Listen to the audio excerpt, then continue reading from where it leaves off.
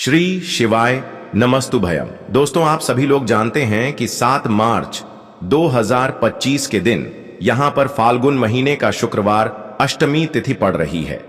दोस्तों, यह जो शुक्रवार अष्टमी तिथि है, फाल्गुन महीने में पड़ने वाला सबसे बड़ा अष्टमी तिथि है, क्योंकि यह फाल्गुन महीने में पड़ रहा है, जिसका बहुत ही बड़ा और विशेष महत्व होता है। और ऐसा दिन पूरे साल में सिर्फ एक ही बार आता है।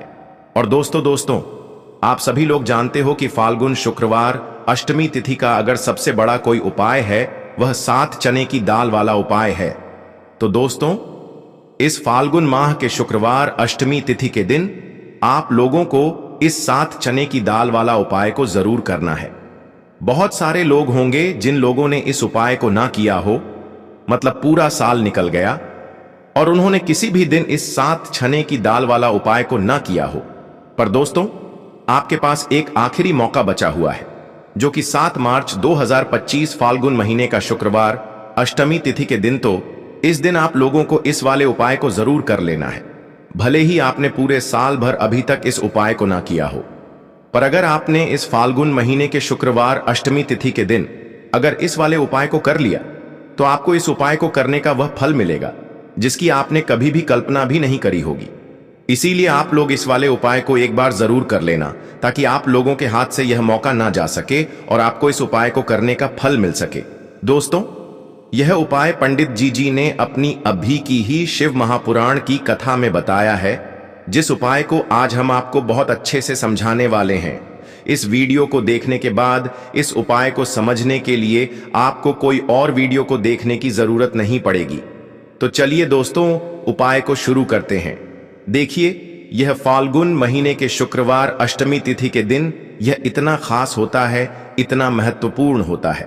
देखा है, कभी कभी बड़े बड़े पूजा पाठ अनुष्ठान से जो मनोकामना पूर्ण नहीं होते, वह फाल्गुन महीने अष्टमी तिथि के दिन एक छोटे से उपाय करने से ही आपकी मनोकामना पूर्ण हो जाती है।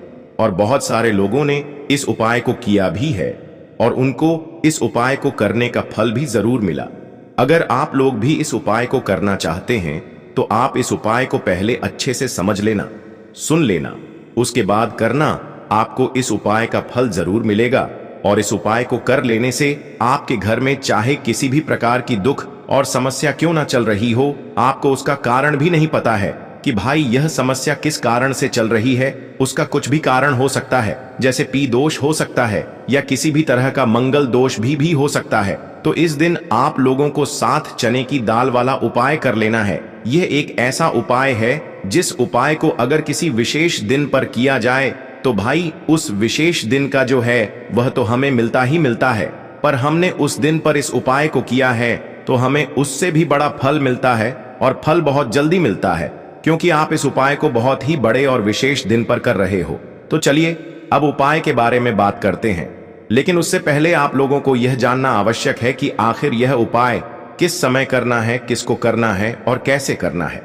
तो चलिए हम आगे आपको वीडियो में एक एक करके बता देते हैं। लेकिन उससे पहले अगर आप लोग हमारे चैनल पर नए हैं, तो हमारे चैनल को सब्सक्राइब कर लेना और इस वीडियो को लाइक करके कमेंट बॉक्स में श्री शिवाय नमस्तुभयम ओम नमः शिवाय जरूर टाइप कर देना। तो दोस्तों, इस 7 चने की एल वाला उपाय को हमें इस फाल्गुन शुक्रवार अष्टमी तिथि के दिन कैसे करना है, किसको करना है, किस समय करना है और कहां पर करना है, ये सारे सवालों के जवाब आपको इस वीडियो में मिल जाएंगे। और जो यह वीडियो देखेगा भाई, उसको 7 चने की दाल वाला उपाय जरूर करना चाहिए, क्योंकि इस दिन 7 चने की दाल का भी बहुत ही बड़ा और विशेष महत्व होता है।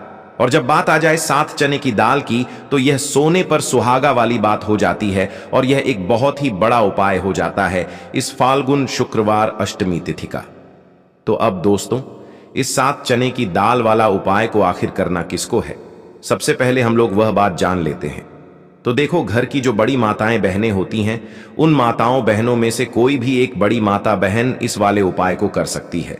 और दोस्तों, अगर आप चाहे तो अपने घर में से सभी सदस्यों को भी इस उपाय को करवा सकते हैं।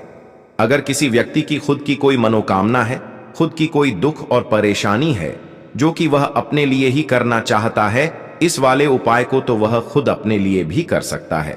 बाकी अगर कोई घर में से ऐसा है जो कि अपने पूरे घर परिवार की सुख और शांति के लिए यह वाला उपाय करना चाहता है, तो भाई वह भी कर सकता है, उसमें भी कोई दिक्कत वाली बात नहीं है। कहने का मतलब यह है कि इस उपाय को हर एक सदस्य भी कर सकता है और पूरे घर परिवार के सदस्य के लिए घर की बड़ी माताओं बहनों में से कोई एक माँ माता बहन भी कर सकती है। माताएं बहनें अगर घर में उपस्थित ना हो या वह यह वाला उपाय ना कर पा रही हो तो फिर घर का कोई बड़ा सदस्य भी इस 7 चने की दाल वाला उपाय को कर सकता है, चाहे फिर वह पुरुष ही क्यों ना हो, उसमें कोई भी दिक्कत वाली बात नहीं है।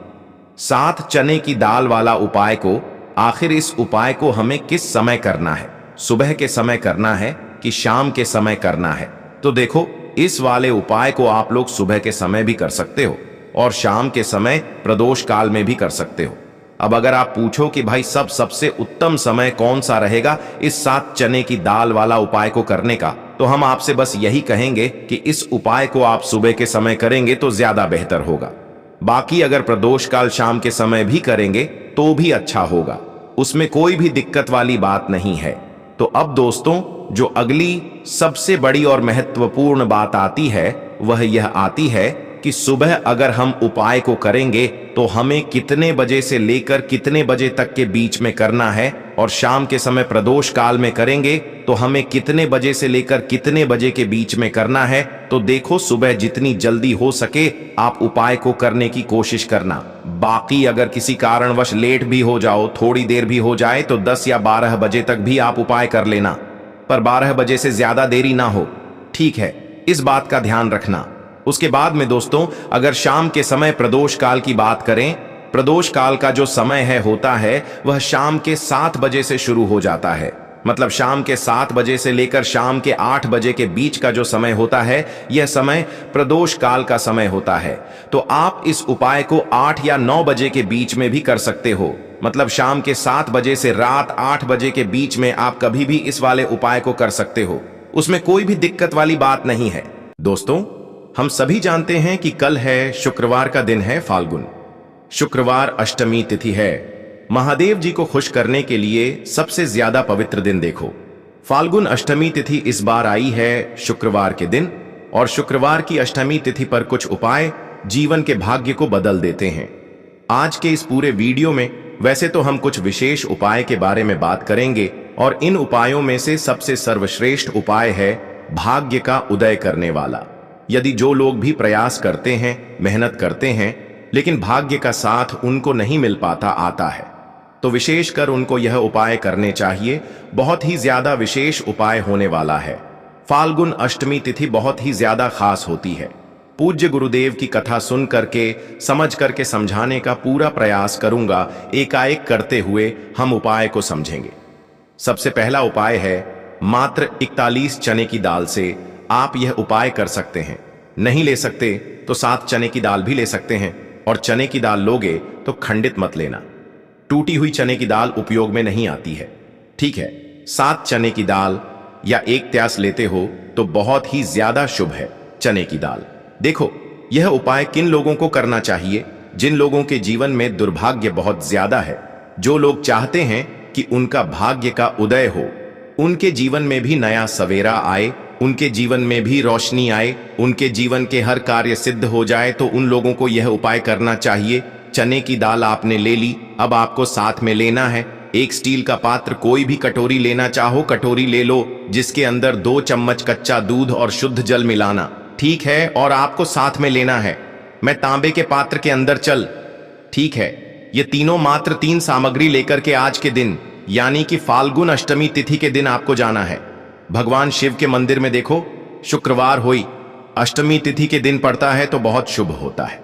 तब भी हम चने की दाल के उपाय करते हैं। क्यों? क्योंकि चने की दाल का जो रंग होता है वह स्वर्ण होता है, और स्वर्ण जो होता है यानी कि एक तेज का प्रतीक माना जाता है, और तेज हमारे जीवन में आता है तो हमारे कार्य सिद्ध होते जाते हैं। अगर जीवन में उदासी होगी तो कुछ भी कार्य, आप कितना भी कार्य कर लें, आपका कुछ भी नहीं हो सकता।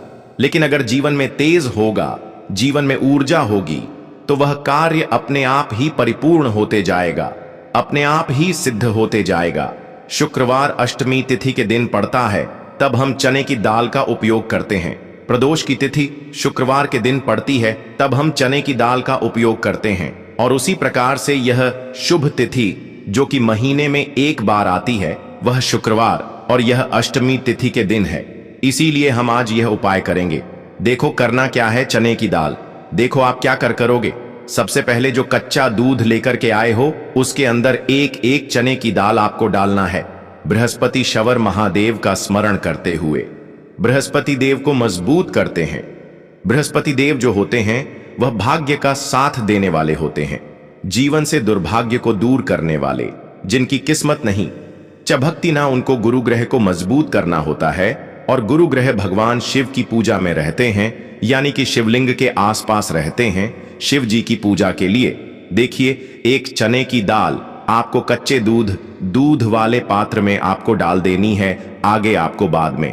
अब यह कच्चा दूध जिसके अंदर आपने चने की दाल डाली हुई है, यह आपको भगवान शिव के शिवलिंग पर श्री शिवाय नमस्तुभयम का जाप करते हुए आपके जीवन के दुर्भाग्य दूर हो, जीवन में सौभाग्य की प्राप्ति हो, ऐसी कामना करते हुए आपको पूरा कच्चा दूध आपको अर्पित कर देना है।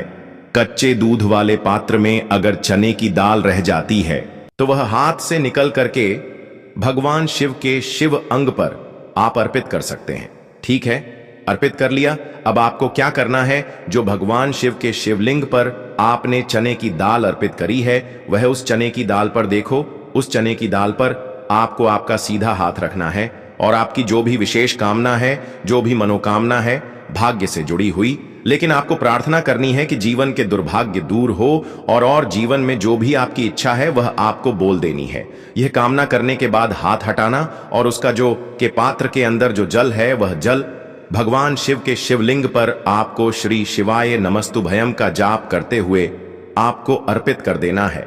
वैसे तो शुक्रवार अष्टमी तिथि का महत्व होता है रात्रि में, यानी कि सूर्यास्त के बाद, क्योंकि शुक्रवार अष्टमी तिथि यानी कि रात्रि में ही, जैसे रात्रि का महत्व रात्रि में होता है उसी प्रकार से अष्टमी तिथि का महत्व भी रात्रि में होता है।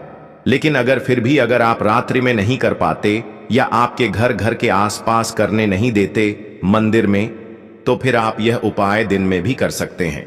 तो यह हो गया पहला उपाय। अब हम बात करते हैं दूसरे विशेष उपाय की। देखिए क्या करना है। मात्र आपको काली मिर्च लेना है। एक साबुत काली मिर्च के साथ 7 काले तिल के दाने और साथ में लेना है तांबे के पात्र के अंदर जल। कैसी भी विपदा हो, कैसी भी परेशानी हो, कैसी भी संकट हो, काली मिर्च के उपाय सावन शिवरात्रि पर आपको करने चाहिए।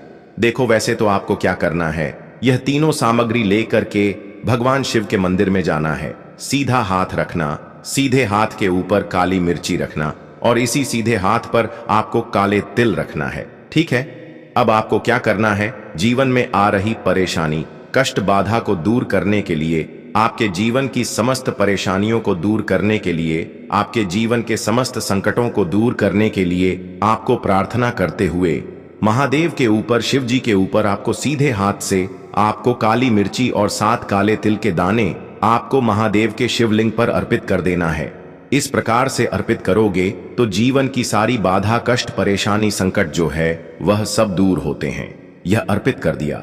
उसके बाद जो तांबे के पात्र के अंदर जल है वह जल भगवान शिव के शिवलिंग पर श्री शिवाय नमस्तुभ्यम के कष्ट बाधा, जो भी कष्ट आ रहा हो, कोई काम आपका अटक रहा हो, कोई काम आपका रुका हुआ हो, तो वह काम परिपूर्ण हो जाए, ऐसी कामना करते हुए आपको यह जल अर्पित करना है।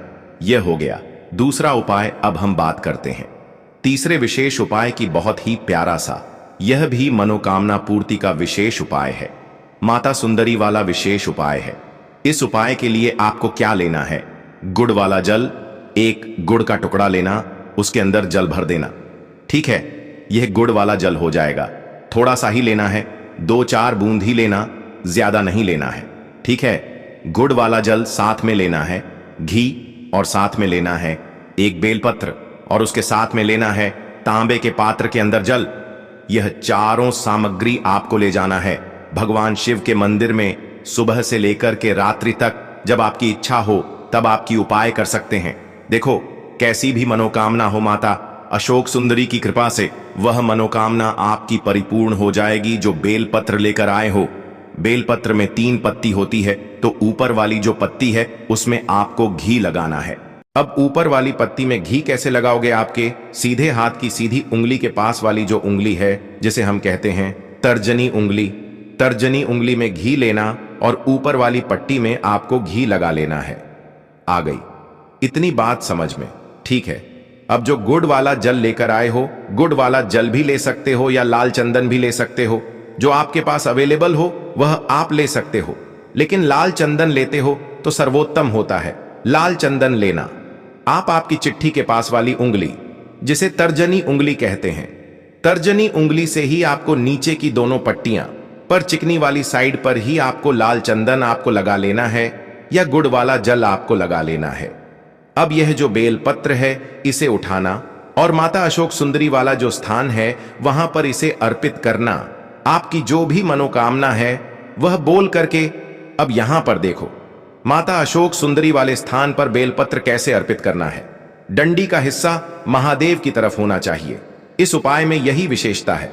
देखो, डंडी का हिस्सा शिवजी तरफ होना चाहिए और पत्ती का हिस्सा जलाधारी की तरफ होना चाहिए। इस प्रकार से आपको बेलपत्र अर्पित करना है। और जो में तांबे के पात्र के अंदर जो जल लेकर क्या है, थोड़ा सा जल पत्नी पर, जो पति आपने बेलपत्र अर्पित करना माता वाले स्थान पर, उस पर थोड़ा सा जल अर्पित करना और बाकी शेष जल भगवान शिव के शिवलिंग पर अर्पित करना।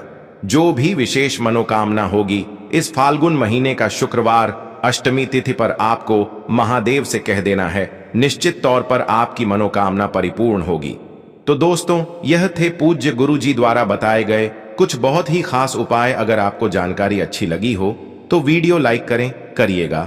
मिलते हैं फिर एक नए वीडियो के साथ। श्री शिवाय नमस्तु भयम।